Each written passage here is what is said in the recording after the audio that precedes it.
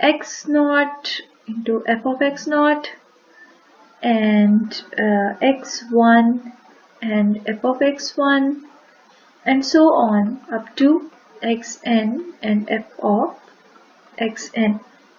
The interpolation is between the points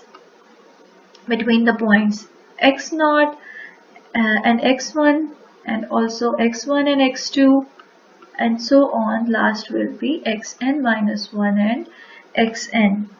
The piecewise polynomial approximation uses cubic polynomials between each, basically cubic polynomials. Spline is a polynomial function, so it uses cubic polynomials between each successive pair of nodes. Alright, so this is called cubic spline interpolation.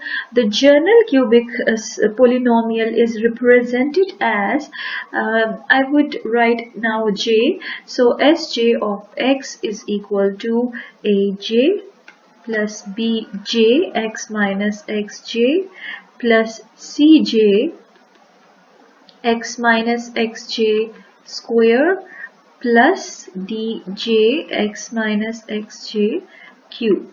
Okay, so this is a general order, third order cubic polynomial, and there is a sufficient flexibility in the why do we prefer this cubic spline instead of quadratic splines and linear splines? Because there is a sufficient flexibility in the cubic spline procedure.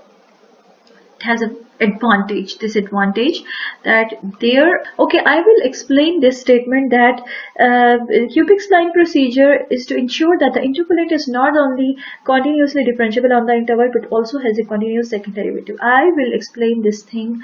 Okay, the construction of the cubic spline does not assume that the derivatives of the interpolant agree with those of the function it is approximating even at the nodes. Basically, it says that Sj derivative at xj plus at xj, the spline interpolant derivative is not equal to function derivative at that point.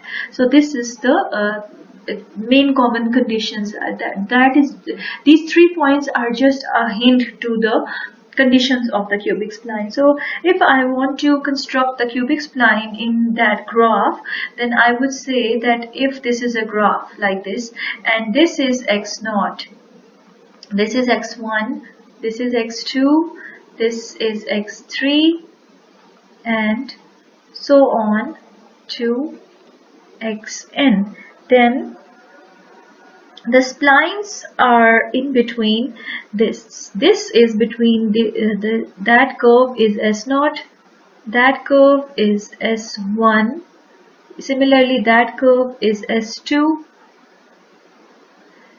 S3 and so on. So the journal in between there is a random spline. We say that it has Sj.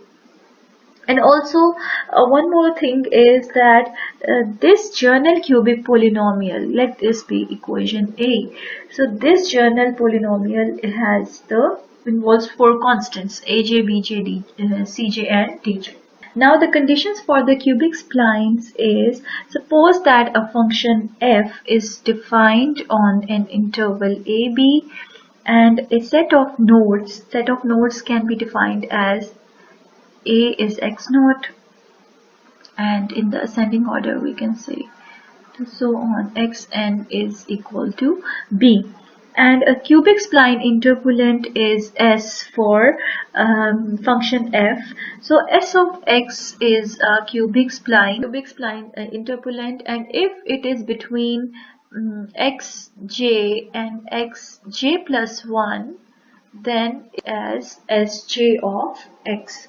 So this is a generalized kind of polynomial. First condition is that Sj at point xj is equal to f of xj. Now look at this, that Sj at xj is equal to f of xj, and also Sj at xj plus 1 is equal to f of xj plus 1 for j is equal to 0, 1, 2 to so on and minus 1.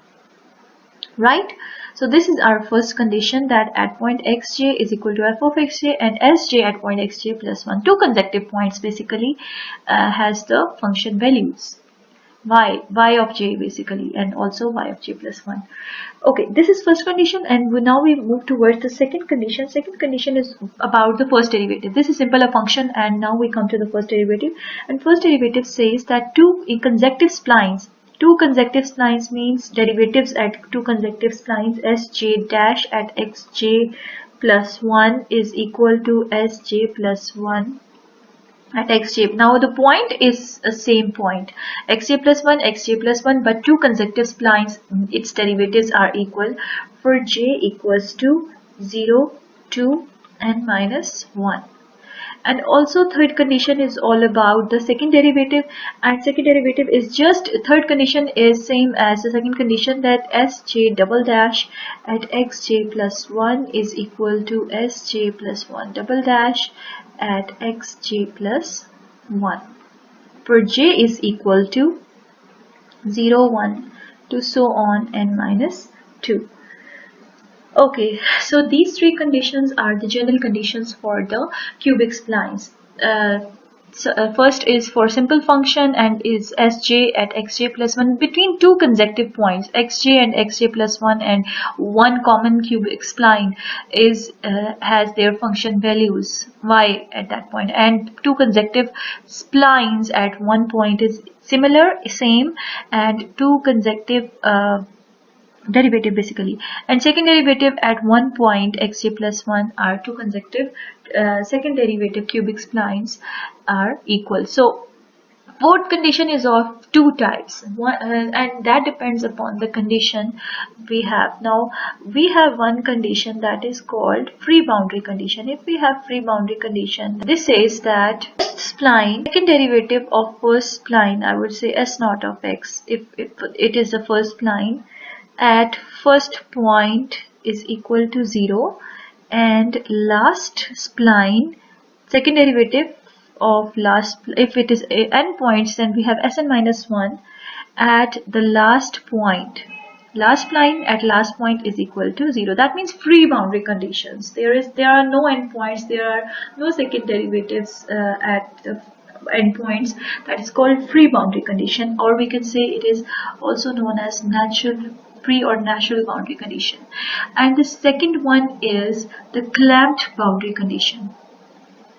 You can use either of these conditions. So the clamp boundary condition is all about the first derivative. That first spline, if it is first spline is 0, and first derivative at first point is equal to function value at that point. And also last spline sn minus 1 first derivative at the last point is equal to function derivative at the last point. So these are basic conditions for the cubic splines. And the general polynomial is represented as sg of x is equal to aj plus bj x minus xj plus cj x minus xj square plus dj x minus xj cube, for j is equal to 0 to 1 to n minus 1. Now in the next video we will study the particular example, how to apply these conditions, four conditions in any problem.